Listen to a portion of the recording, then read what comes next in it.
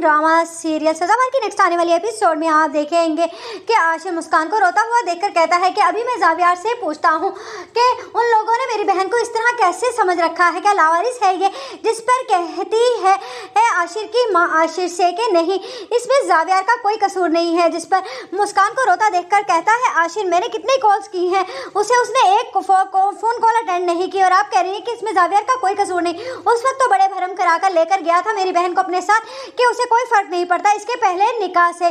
जिस पर मुस्कान के मुंह से तो एक लफ्ज़ नहीं निकलेगा। उधर आप देखेंगे कि जावियार घर पहुंचते ही जब कहेगा कि मुस्कान कहाँ पर है तो उसकी माँ कहेगी मुझे नहीं मालूम, लगता है कि चली गई है यहाँ से, क्योंकि घर का कोई भी मुलाजिम इतनी हिम्मत नहीं रखता कि वो जावियार की माँ के सामने बोल सके। इसीलिए जावियार को और समझ आ जाएगी कि हो सकता है मुस्कान किसी बात पर नाराज होकर ना चली गई हो, कहीं मामा ने तो उस पर गुस्सा नहीं किया। जब वो मुस्कान को कॉल करेगा तो उस पर उसकी माँ कहेगी मुस्कान ने रो रो कर बुरा हाल कर रखा है, तुम जानते हो कि तुम्हारी मामा ने ड्राइवर के साथ उसे घर भिजवा दिया है।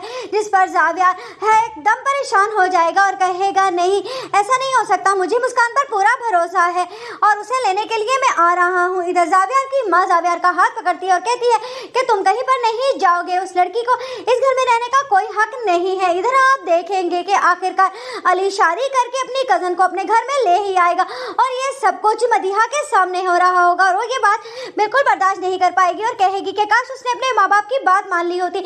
उसकी माँ भी जान से गई और उसका क्या, वो तो बर्बाद होकर रह गई और सुंबल वहाँ पर राज कर रही है जिसने कब उसका साथ दिया हमेशा। और सुंबल ने क्या किया, उसने इतना तक नहीं किया कि वो रजा भाई को समझाती कि वो मुझे माफ़ कर दें, लेकिन मैं भी सुंबल को इस तरह सुकून से उसके घर में रहने नहीं दूंगी।